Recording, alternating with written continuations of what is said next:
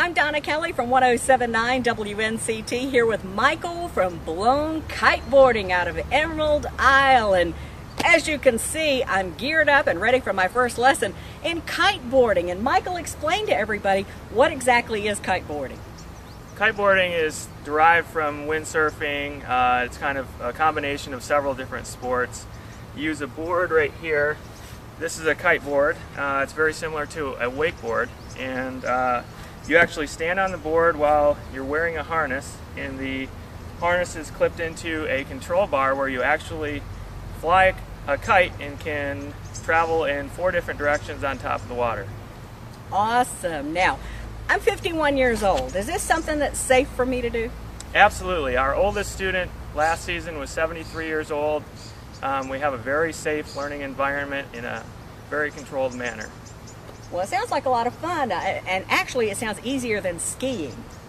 It is. It's very similar to water skiing, or more similar to wakeboarding, except for the kite actually does all of the work. So where it's hard to get out of the water, wakeboarding, you're pulling all with your arms. The kite's actually going to do the work for you and pull you up and out. Oh, I like that. I'm ready to get started with my first lesson. All right. So the first thing that we're going to do is we're going to determine our wind direction. So the wind is coming from this direction, so the best thing to do is stand with your back to the wind. So you're going to stand with your back to the wind here, and you're going to feel the wind on both of your ears. So once you get the direction determined, you're going to point.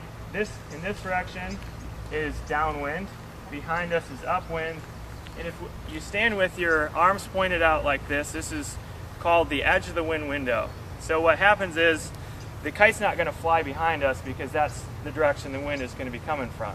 So you'll fly the kite to the left and it will start to lose power over here, and you fly it to the right and it'll start to lose power on the right side of the window. So the important part of determining the wind direction is the kites will launch and land from the edge of the wind window. Okay? So what you do is you set the kite up.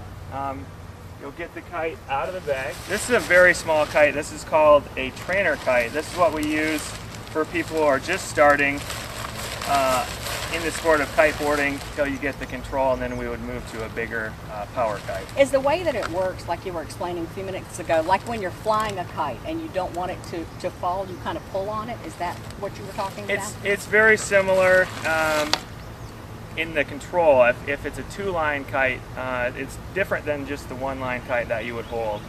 If you want it to go left, you're actually going to pull left on the control bar. If you want it to go right, you're going to pull right on the control bar. Okay.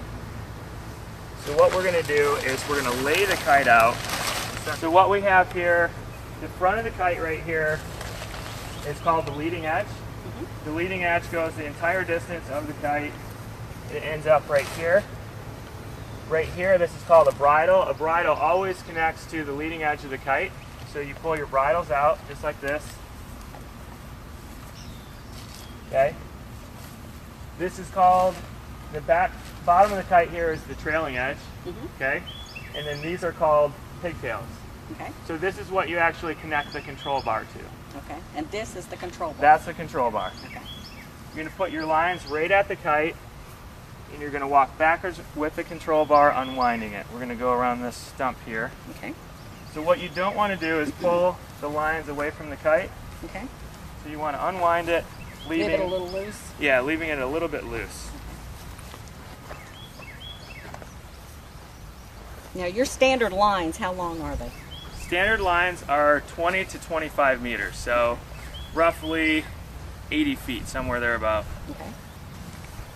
And these are 10 meters long right here, this line set, so we're 33 feet.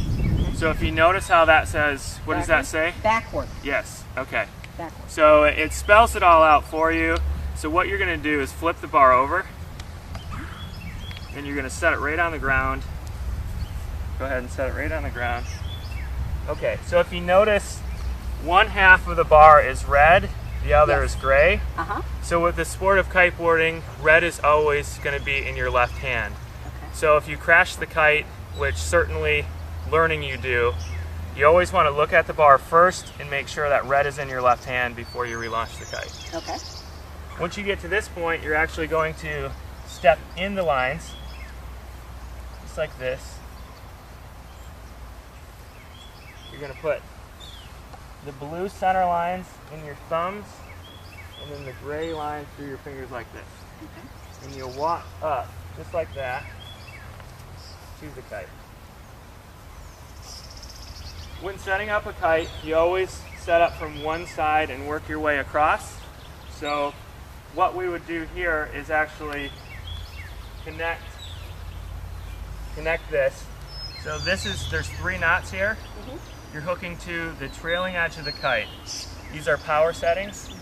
When the kite is flying in the air, this is the leading edge. So if my hand is the leading edge and this is the trailing edge, we're going to change the angle, the kite will fly in the air.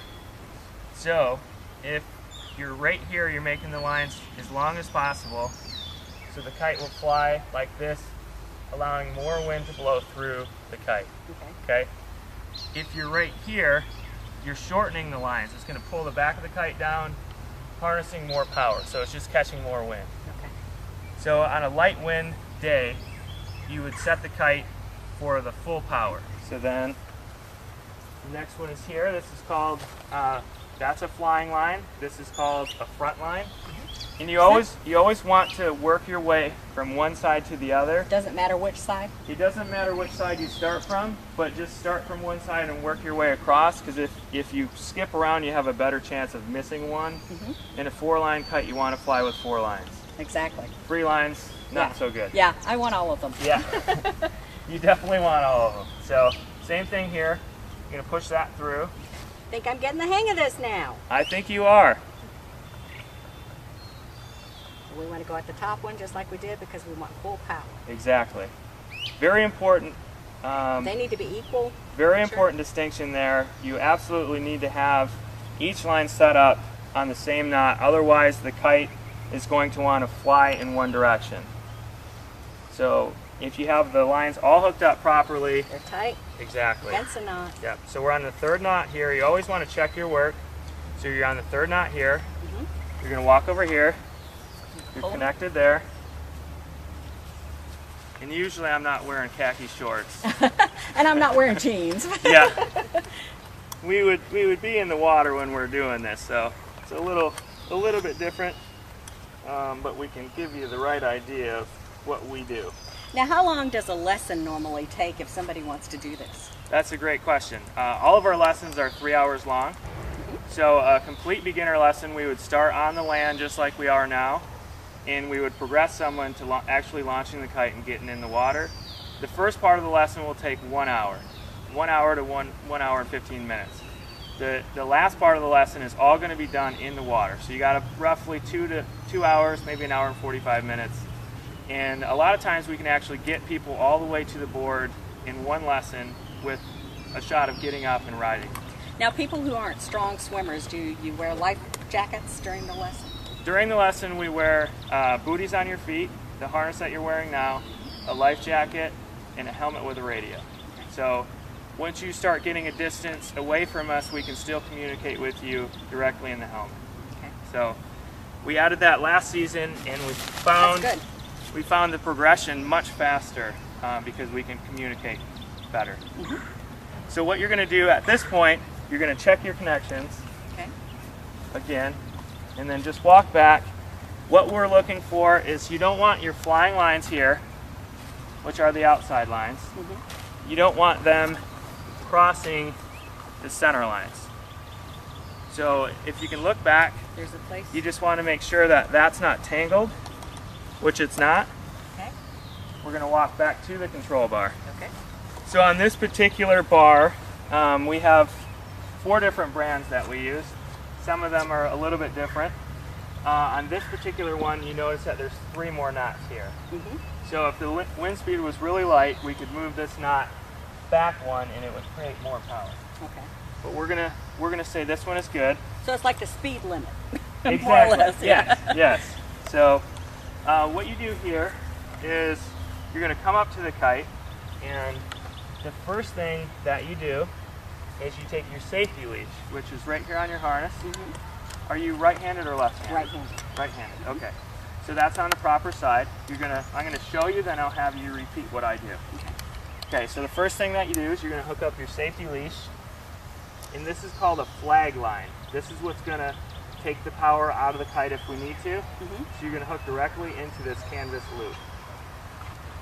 Then you're going to hook into, this is called a spreader bar. Spreader bar hooks to the harness. You're going to hook, this is the chicken loop and this is the security pin. Okay? So you're going to hook the chicken loop around the spreader bar and hook the security pin through the loop at the end there. Okay? So from this point, we're not actually going to launch the kite. We would have it inflated. For this demonstration, we didn't inflate the kite. We're just doing the setup. But the kite would actually be inflated and we would be 90 degrees to downwind. So the kite would be over here if the wind was coming from this direction. Right. Okay? So what you're going to do with the sport of kiteboarding, if you start getting dragged or anything, you always just let go of the control bar and it will release the power in the kite. Okay. When you want to steer the kite, you steer it left, you just pull left on the control bar and the kite will go left. To steer right, you just pull right and the kite will go right. Okay. So let's go ahead and hook you into this. So the first thing is, hook that. Over here. You can either, yeah, let's hook into the canvas because if you hook into the wrong ring, that won't work. This. Exactly. Around here. Just like that. That goes through there. Exactly. So you actually want this to come. Now, what is the purpose of this? Is this to? That's going to hold the bar onto the harness. Okay. So if you didn't have this, and if you fell in the water, then the kite would actually come unhooked from you. Okay. So red is on. Left side. Yeah, red is on the left. Okay. So when we're flying the kite, if you want to steer left, what are you going to do? Okay. So that's what we would call a steering wheel. Everyone, initially when they get into the sport of kiteboarding, you want to drive a car, but this is more like riding a bike. So to turn left, you actually have to pull left. So you're going to pull like this and like this to steer the kite. You don't want to have this motion. You want to do it slow or quick? You want, with this, you want finesse, you want to be slow. So what you're going to be doing is you'd pull left, you'd be watching the kite move through the window. Once you see it move, then you let the steering pressure off, just like that. And then you would apply a steering pressure again and allow the kite to move more. You don't want to just pull and wait because it's going to dive the kite really quickly. And when it dives, it'll generate some power. So for this, we just want to steer the kite lightly in the window. So you're going to steer to your right. Very good, very good. Okay, steer back to your left. Okay, so the kite is pulling you really hard and you want to stop. What would you do? Let go. Exactly, let go of the bar. Very good. That's always important at first. When you get into the sport, if you get pulled and you don't want to, all you have to do is let go of the bar. Immediately it's going to release the power and you'll just be standing there.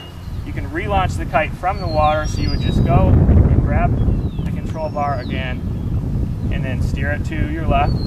Good. Steer it to your right. Excellent. So what would be happening with the kite right now, we're not actually flying it, so we're just doing a demonstration. But what would be happening is the wind window is a half circle of the clock. So you have from 9 o'clock to 3 o'clock. The top of the window is 12. So what we would be doing right now is flying the kite in the window. So we would fly it over to 1, to 2, to 3, and just getting you comfortable with flying, which is a lot of fun when you're flying the kite and it's pulling you, we're in the water, everyone's laughing and having a good time. That sounds awesome. It is. It's a lot of fun. We have a great time out there. We have a very safe location, flat, shallow water. We have a boat there that we shuttle people out to our secret location, and yeah, it's a lot of fun. It sounds like it. Now, safety precautions. Yes. I'm sure you take a lot. With giving 3 hours, that was impressive to me. A 3-hour lesson means that you want to make sure that everybody knows what they're doing prior to doing this. Exactly. This part that we're doing now is actually skipped ahead of where we would be at a complete beginner lesson.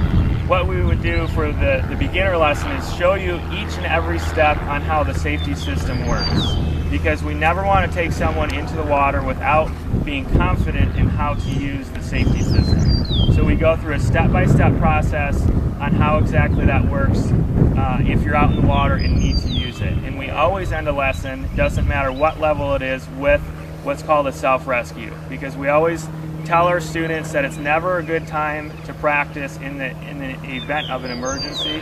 You always want to know and be proficient at how the safety system works, because there's actually a system built in here to where you can completely release from the kite and to let the kite go. That sounds awesome. Now, if somebody wants to do this, and I know a lot of people are going to want to, how do they get in touch with you? You can reach us at info@blownkiteboarding.com by email, or phone is 252-269-9843. And do you do this 7 days a week? 7 days a week, anytime the wind is blowing. All right, it's Blown, B-L-O-W-N, kiteboarding.com. Check it out. I'm excited. I can't wait to do this for real.